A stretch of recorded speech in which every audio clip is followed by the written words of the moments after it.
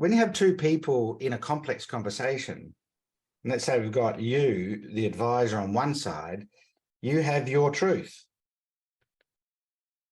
Your truth is we need to manage these 5 worlds, and we've got to do things in these 5 worlds to make sure they're squared away. And the customer on the other side over here, who isn't in an ideal spot right now, and if they were, they wouldn't be talking to you. So there's something going on for them, right? And they have their truth. And their truth, they don't care about the 5 worlds. They're interested in their one world, which is actually all about them and the future, their future world. Because what people, the only reason someone would be speaking to an advisor was because they're worried about their future world. There might be 5 dimensions or 5 storylines in that future world, but they're worried about their future world.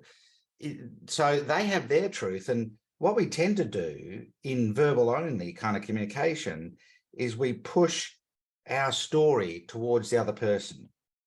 Here's what you got to do. You got to do this. You got to do that. We've got these 5 worlds, but if 5 worlds is really, just an advisor's way of trying to frame this thing so that people can understand it.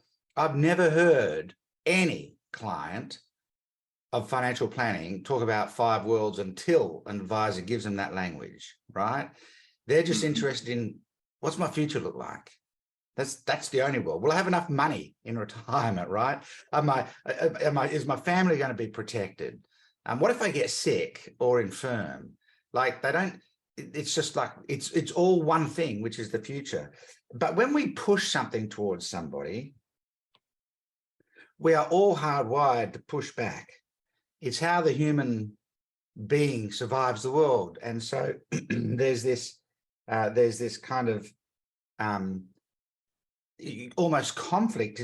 I call it a compete and retreat conversation. We're competing for perspective, and we're pushing and retreating from that conversation. That's the typical sales dialogue that's going on. But what we do in order to manage conflict or difference in perspective and things like that is we put an umpire between the two. So every couple with children understands this to be true, because they're usually the umpire when 2 of their kids are in this compete and retreat tussle, right? But when there's conflict, we usually put a mediator in play. And so the mediator goes to, in every conversation, there's a weaker party. And the weaker party is the one that has less information and has a higher emotional investment. So the person with the least emotional investment in a relationship is in control. And in this case, the client has the higher emotional investment because they're worried about their future, but they don't have all the information. So a good mediator will go to the weaker party and ask them what's going on for them. And then the weaker party might share some of the things they're concerned about.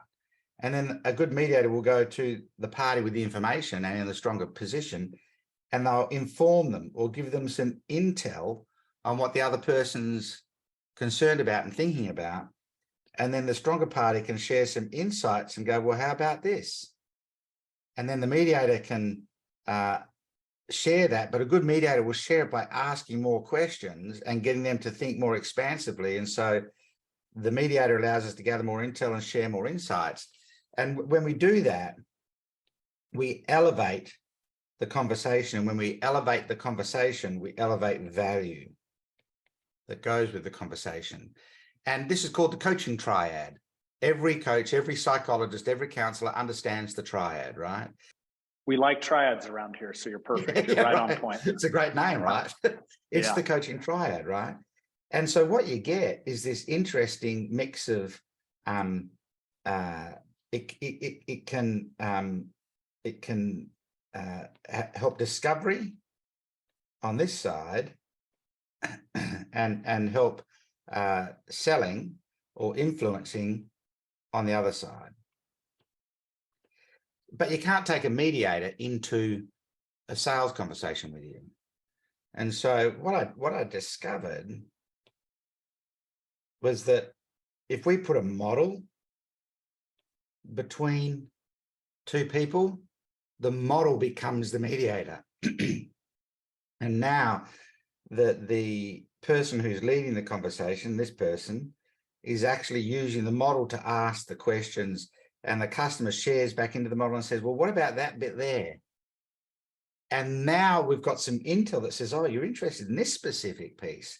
That's good to know. Here's some insights around that specific piece. Here's 3 things that you need to have to make that work. Well, what about that little piece there? How does that work? Oh, interesting intel. Here's 2 things that we do to protect you in there. And so the model becomes the mediator, the value increases.